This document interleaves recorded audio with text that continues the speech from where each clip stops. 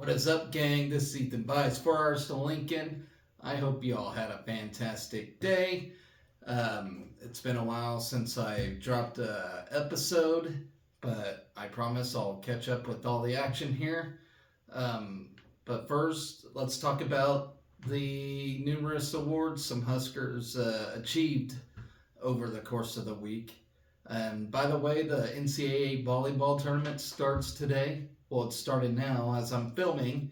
Um, so, with that being said, a lot of catching up to do. Women's basketball played a game last night. We got swimming and diving meet going on at the moment.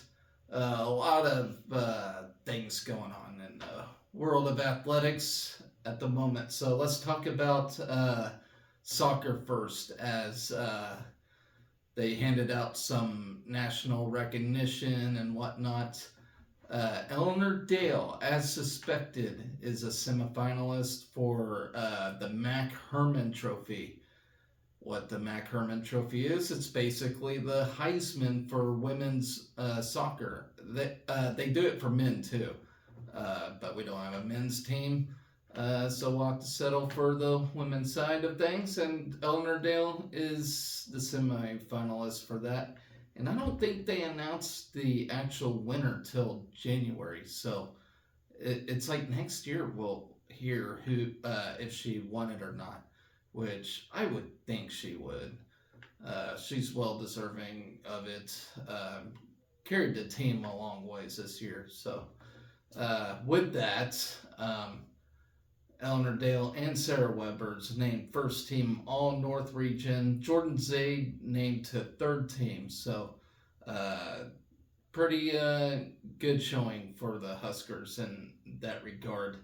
Uh, of course, Eleanor Dale turned in one of the best overall seasons in NCAA Division One soccer, and with 61 points, 28 goals, and 5 assists. She leads the country in total goals, and she now ranks third in Big Ten history in single season goals, and is just the fourth player in Big Ten history to reach 60 points in a season. So, remarkable stuff, but what Eleanor Dale has done this year. And I wish her the best of luck, whatever she decides to do in life. Which is interesting because I was kind of reading up on her a little bit, kind of stalking a little bit. Says she wants to do something with sports or whatever, and so it sounds like she's kind of on the path that I'd like to take someday. So congratulations to Eleanor Dale. Not for just a terrific season, but a great career here at Nebraska. She's going to be very missed. It would have been nice to have one more year with her, but she's going to move on and do some bigger and better things, hopefully. So let's switch gears here for a moment and talk about football awards. Looks like Bryce Benhart, our right tackle, and center Ben Scott each earned honorable mention accolades from both Big Ten's coaches and the media panel. So congratulations to them guys as well. I'm still trying to find who I believe is the fall male athlete of the year. It's so hard when you got men's cross country and football, so, and both didn't really accumulate anything wild this year. There wasn't really anybody that stood out to me, so it's really tough to choose. And I'm pretty sure who I choose, it's going to be wrong in most people's eyes, and I understand that. On the women's side, that quite the opposite. There's a lot to choose from. And later on in December, I'm going to name my fall male and fall female athletes of the year. So stay tuned for that, if you will.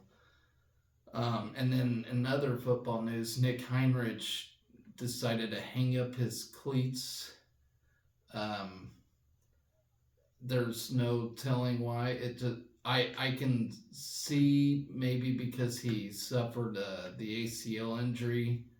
That can be a significant injury, and he probably just wants to be healthy, and I can't blame him. But he's been an incredible linebacker for us since 2019. So I mean, he's fifth year senior as it is, and he decided to hang it up, and uh, that's it's all cool with me.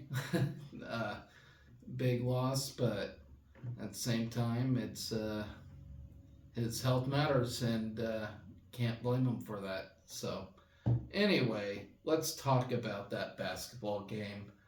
The women's basketball team as they played Florida Atlantic. Um, let's see here. What we got? I didn't take any notes, so we're gonna follow the Husker Athletics site and see what they say about it. I did watch the game last night. Remarkable game. Alexis Markowski and Natalie Potts both posted double doubles to power the team over a 77-53 victory over Florida Atlantic. With the victory, we're 5-2 of the season, while the Owls dropped to 3-3. Now, the way they were talking about this game before, it sounded like Florida Atlantic was going to be a tough team and be a tough test for us, but I think we passed that test well, and I think we played our best game of the so far this season. Did really remarkable. We were missing a lot of threes, though. That's got to get mopped up. The threes were horrendous. I'm looking here. 38.46% on 3-point shooting. Our field goal percentage was really down too. It's 40%. Our free throws were remarkable. That's a number I'd like to see. 81.8%. So the free throws were remarkable, and that is an important stat to have. So good job on that.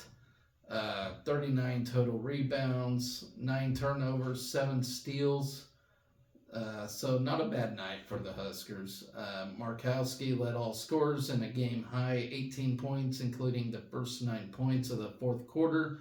For the Big Red, she pitched in 10 rebounds, including 4 on the offensive end. It was Markowski's third double-double of the season and 24th of her career.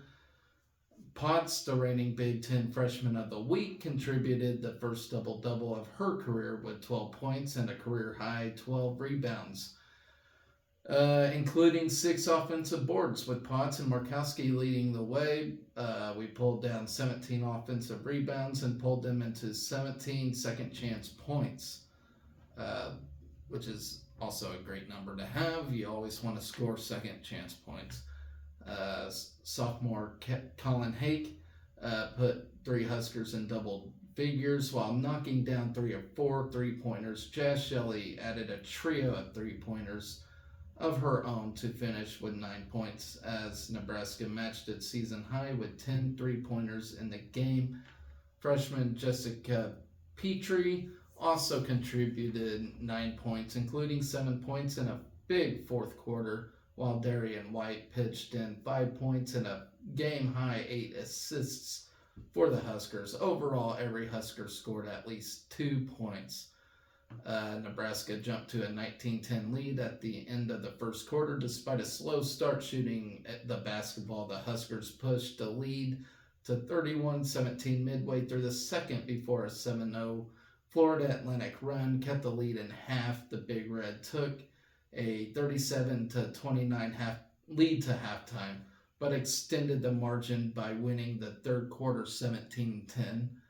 The Huskers opened the fourth with a 54-39 lead, and Markowski ended any hopes for the Owls with 9 points in the first 3:10 of the period to push the Big Red lead to 63-42. So, as a team, as I mentioned, we hit 40.8% of our shots from the field, including 10 of 26 three-pointers.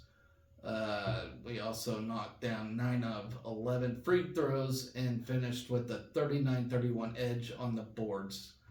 The Huskers also dominated the turnover department, 18-9, outscoring the Owls 17-2 in points off turnovers. The Owls hit 41.3% of their shots, but Nebraska's 25 extra field goal attempts were too much to overcome. Florida Atlantic sank just 4 of 15 three-pointers and 11 of 18 free throws, and you can credit the crowd for that.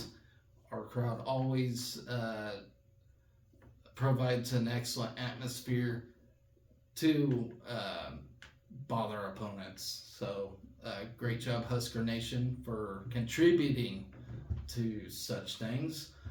Rose Caverly led Florida Atlantic with 9 points, while the Huskers limited the Owls' leading scorer, Anya Hubbard, to just 8 points, including FAU's final 5 points of the game. Hubbard entered the game averaging 20.2 points per contest. We continue our 3-game homestand by battling Georgia Tech on Saturday. Tip-off with the 5-2 Yellow Jackets is set for 2 p.m. Central, and yada, yada, yada. So great job, ladies. We're now 5-2 and looking for big things. So hopefully this is a turnaround and we can get rolling leading into Big Ten season. So with that, let's talk about the Big Ten Volleyball Awards. It looked like we swept that whole entire deal, except for one controversial award, which is Player of the Year, which has been awarded to Sarah Franklin of Wisconsin. And not knocking Sarah Franklin at all.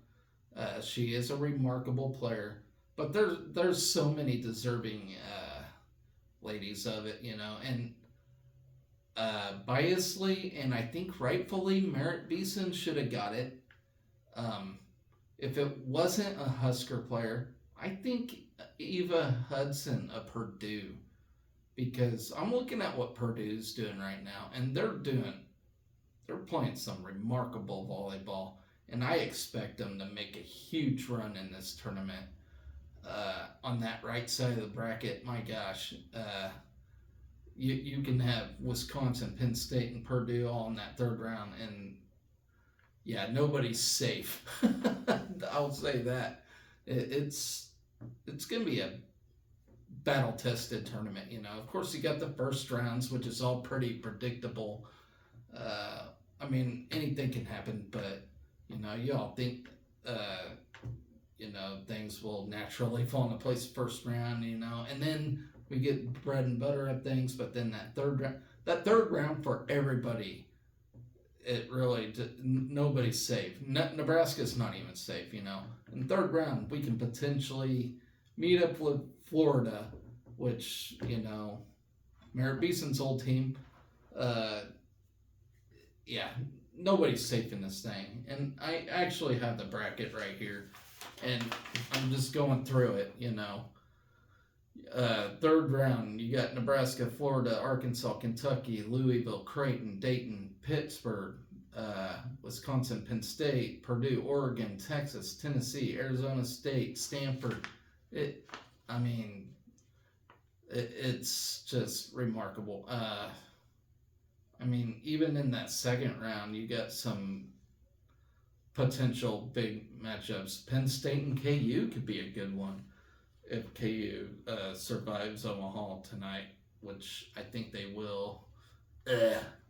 But man, it's gonna be a fun tournament. I'm really excited for it, and it's actually going on right now as I'm filming, which is why I'm hoping to make this a quick show. But there it is. I mean, I can't say enough. But yeah, I mean, let's go through the Big Ten award winners here real quick. Let me pull it up. So, as I mentioned, Sarah Franklin got Player of the Year, which really bums me out. Um, but, I mean, everybody, let's see, 7 members, as well as John Cook, he won Coach of the Year, surprisingly. Well, not surprisingly, but surprisingly, because they committees like to pick against Nebraska all the time, so that's why it surprises me. But John Cook deserves it every year because he's the best coach in America. Uh, let's see. We took home 4 of the 5 individual awards handed out. Libero Lexi Rodriguez was named Big Ten Defensive Player of the Year, as I figured she would. But you can almost debate Laney Choboy. I mean, we have the best defense out there. I mean, it's so incredible. Second time in her career, too.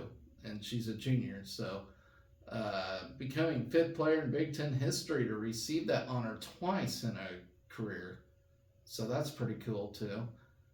Bergen Riley, our freshman setter, was chosen Big Ten Setter of the Year. Not freshman setter of the year, but center of the year. So, I mean, I'm in awe. Like, I mean, it don't surprise me because she was playing great all year, but my God. Let's see, you've got, hell, she's the first ever freshman to win it. So I just saw that. That's really awesome. Freshman outside hitter Harper Murray was voted Big Ten Freshman of the Year. I mean, not a surprise. She made some great contributions, making her second ever Husker to receive that distinction. Maddie Kubik got it in 2019. John Cook was named Big Ten Coach of the Year by the coaches and media. His 4th in the Big Ten, and 8th all-time conference Coach of the Year honor. So 4 in the Big Ten, 4 in the Big 12. In addition to the individual awards, Merritt Beason, Murray, Riley, and Rodriguez were selected 18 player all Big Ten first team. Beason and Rodriguez were 2 of the 7 unanimous selections. Our 4 first team honorees are tied for its most since joining the conference in 2011. Then you got middle blockers Becca Alec and Andy Jackson, who were selected all Big Ten second team. Second team, Andy Jackson's only. I don't get that. They were phenomenal all year, both of them. I think they both deserve first team, to be honest. Giving Huskers 6 total all Big Ten honorees, the most all conference selections in a season in program history. Jackson, Murray, and Riley were on the 7-year all freshman team, with Murray and Riley earning unanimous selections. Finally, sophomore middle blocker Maggie Middleton was our sportsmanship award honoree. And not to take away from her, but she's a phenomenal volleyball player, but she's also a great basketball player. So when she is done with volleyball, she's going to move on to basketball, and she's going to be a great contributor to basketball. I still don't know what sport she's best at, though. That's where I get confused. I don't know, but we'll see. She did a great job in basketball last year, though, too. Rodriguez, who averages 3.60 digs and 1.24 assists per set, with a 979 serve reception percentage, leads a Husker defense that ranks 3rd nationally in opponent hitting percentage. The junior from Sterling, Illinois, was twice named Big Ten Defensive Player of the Week this season, despite opponents frequently tailoring their game plans to avoid her. Rodriguez was a first-team ABCA All-American in 2021 and a second-team ABCA All-American in 2022, as well as an All-Big Ten libero. Both years, Rodriguez was the Big Ten Defensive Player of the Year as a freshman in 2021 and also excels academically, earning academic All-America honors in 2022. So she's smart and tough. I mean, we'll just put it that way.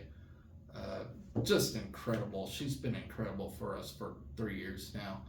She may not have the numbers like she had her freshman year, but that's because we got a loaded back court. I mean, we got Lainey Choboy, and I'm sure Rodriguez will be the first to tell you. You know, she probably can't do all she does without her teammates. You know, and especially Lainey Choboy, who helps contribute. You know, so I mean, I feel like Lainey Choboy deserves some sort of award this year, but I mean, she will one of these days. But I guess this just ain't her year for that yet. Riley, just the second true freshman center to be the starter at Nebraska under head coach John Cook, is putting up 10.74 assists and 2.60 digs per set and has 12 double-doubles this season. Sioux Falls, South Dakota native, leads all Big Ten players in assists per set and ranks 13th in the nation. Riley was named Big Ten Setter of the Week 4 times this year and Big Ten Freshman of the Week twice. She paces a Husker offense that ranks in the top 15 nationally in hitting percentage and kills per set. Riley posted her career high of 54 assists and a 3-2 win at then number 17 Purdue on September 29th. She also recorded 12 digs and a career best 5 kills in that match. Harper Murray, our outside hitter from Ann Arbor, ranks second on the Huskers in kills with 3.29 per set on 2.250 hitting and adds 2.10 digs per set with a team high 31 service aces. Murray was named Big Ten Freshman of the Week 3 times this season and has 7 double-doubles. She hit a career high 21 kills and a 3-2 win at then number 17 Purdue on September 29th. And for some reason, it's just no surprise to me that Harper Murray already wins like Freshman Player of the Year and whatnot. I mean, we knew when she's coming in, she's going to be special. And here she is, you know. I just knew she's going to win that award. I mean, National Gatorade Player of the Year. I mean, come on. She's a freak athlete, I mean. Not a freak as a person. I don't know. Merritt Beeson, our opposite hitter, who is a transfer from Florida, has stepped in as team captain and is contributing a team-leading 3.81 kills per set this season with 2.08 digs per set and a 284 hitting percentage, a native of Gardendale, Alabama. That's probably where she gets her politeness from. Beeson earned 4 Big Ten Player of the Week honors this season and was the ABCA National Player of the Week on October 24th following 21 kills and a 3-2 win over then number 1 Wisconsin. Beeson had a career high, and that was the game that made me think, wow, you know, this lady takes charge and she should be Player of the Year. I mean, that's a perfect example of a Player of the Year. Anyway, Beeson had a career high 27 kills on .426 hitting and a 3-2 reverse sweep at then number 16 Penn State, which was another remarkable game on November 3rd. As a sophomore in Florida in 2022, Beeson was an All-SEC and ABCA All-Region selection. Then you have Becca Alec, middle blocker from Lincoln, been our top defensive presence at the net with a team best 1.35 blocks per set this season. Offensively, Alec adds 1.82 kills per set on 324 hitting. Alec had a career high 9 blocks in the regular season finale at Minnesota. Alec was also an All-Big Ten second team selection last year. Andy Jackson, a freshman middle, and she's going to be phenomenal for the next 3 years. I just can't wait to see how her career. But Andy Jackson, one of my favorite players on this team, from Colorado, averages 2.10 kills per set and 1.06 blocks per set. Has a team high 408 hitting percentage, which ranks second among Big Ten players and 15th nationally. Jackson was named Big Ten Freshman of the Week in November and has hit 500 or better in 12 matches this season. And then you got John Cook, who led a young Nebraska team with no seniors to a 28-1 overall regular season record, which is just remarkable. I can't really explain it. He's just a damn good coach, and he collects the best player. And you think this year's team's good? Wait till next year, and the ladies coming in after that. Like the list is just endless with accolades, and I mean, I don't know. I get all giddy. This volleyball team is just damn good. You want to talk about 90s football? I mean, we're set for the next decade here. Like, it's just incredible. But anyway, I just wanted to talk about the volleyball awards and the soccer awards. And yeah, we have a swimming and diving tournament that started today. It's at the Hawkeye Regional or Invitational, sorry, and that's just for the swimmers. And then the divers are at the CAMO International Invitational. I don't got any results yet. I have not looked at my Meet Mobile yet. I will talk about them on my next show, which is hopefully tomorrow, if life don't get in the way. Like I said earlier today in my minute-long video, I've just been really busy, just have not had the time to look things up, and so hopefully we do a little better at that. But let's see. I will read the article. Nebraska swimmers head to Iowa City, Iowa this week for the mid-season Hawkeye Invite, which is from today to December 2nd. Competition begins at 10 a.m. Blah, blah, blah. Of course, we face the Hawkeyes second time this season, who beat us earlier this season, 160-141 team score. On November 10th, Colorado State, Iowa State, New Mexico State, and Rutgers round out the field for the week as well. In our win over Omaha on November 18th, 8 different Huskers won individual titles in a group of Julia Marchi, Emily Haynes, Beatrix Tenko, and Gina Jorgensen claimed the 400 freestyle relay title with 3 minutes 29 seconds basically. Let's see what else. Sophomore Gina Jorgensen logged 3 wins against the Mavericks in the 200 freestyle, 200 backstroke, and 200 individual medley. Jorgensen had 16 top 3 finishes this season and set a new career best of 2:29:20 in the 200 breaststroke against South Dakota State. And then you got JoJo Ramby. She grabbed a first place finish against the Mavericks in the 200 breaststroke. Ramby currently holds the school record in the 100 breaststroke, which is a minute dead on .07, and has 10 top 3 finishes this season. Tenko has a Big Ten Freshman of the Week award under her belt and has been an immediate contributor for the Huskers against South Dakota State. Tenko claimed victories in the 50 freestyle and the 500 freestyle. She also swam portions of the winning 200 medley relay and 200 freestyle relay.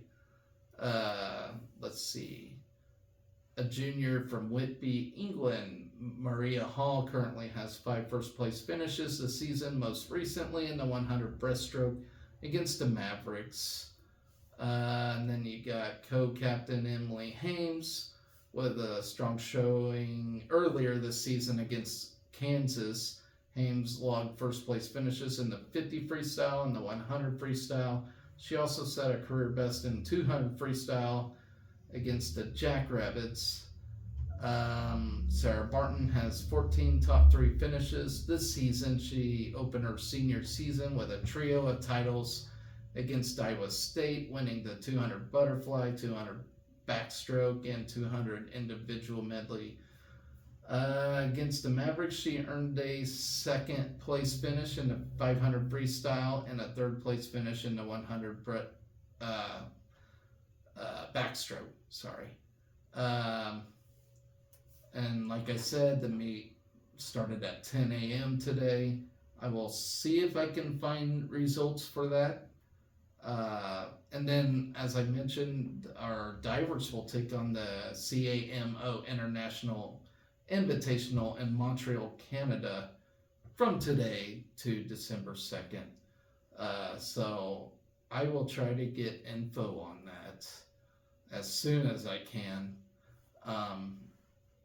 But with that, guys, and then tomorrow we got the Cliff King Invitational. I'm ready for that. Wrestling, always a fun tournament.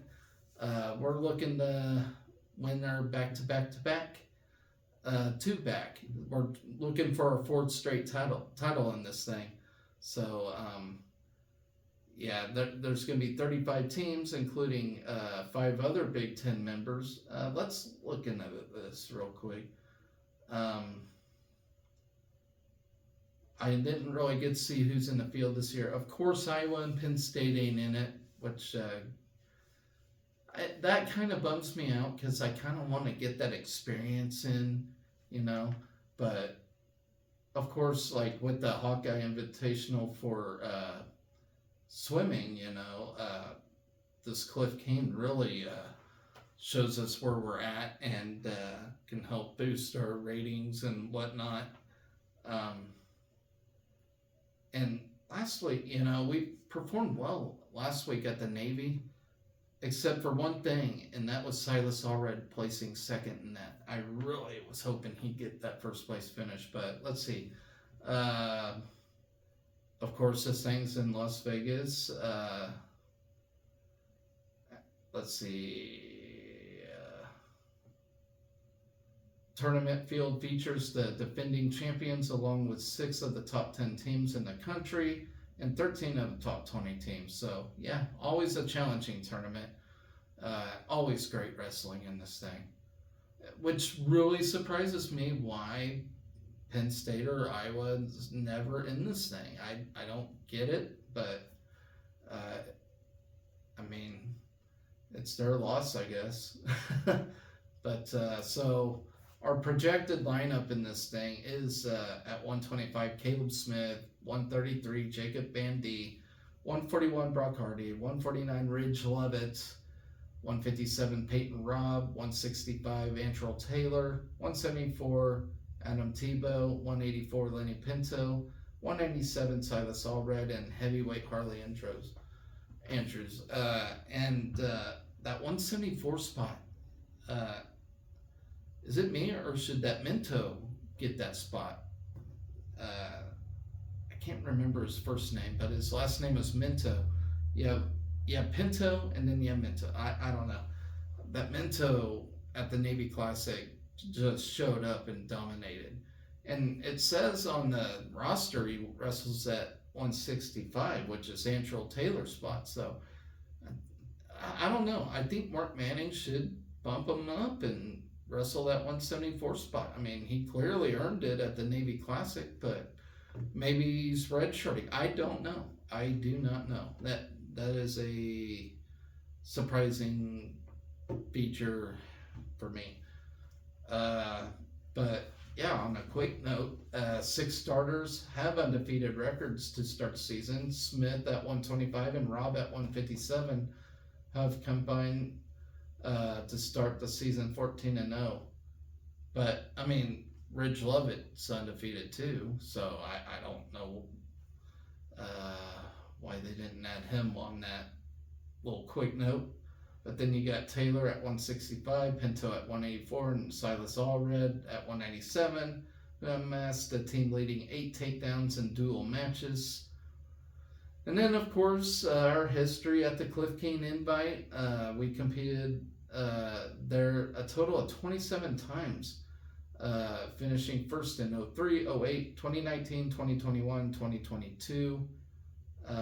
We also placed second 5 times in 92, 95, 2000, 2004, and 2013. And did I read that right?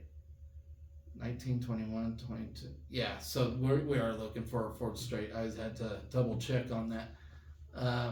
But our last time out in this thing, 3 Huskers claimed individual titles and won our 3rd straight and 5th overall on Saturday night at the Las Vegas Convention Center. Brock Hardy, Peyton Robb, and Mikey Labriola, who was at 174 at the time, all finished atop their weight classes as we amassed 137.5 team points, and the most among the 33 schools competing.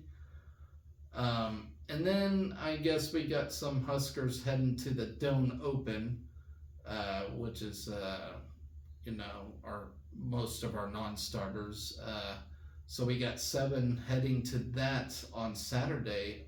So you have Elise Brown-Tunn, who did compete at the Navy Classic, Drew Cooper, Blake Cushing, Cooper French, Tanner Frothinger, Scott Robinson, and Brandon Van Tassel will make the trip. Competition will start on Saturday at 9.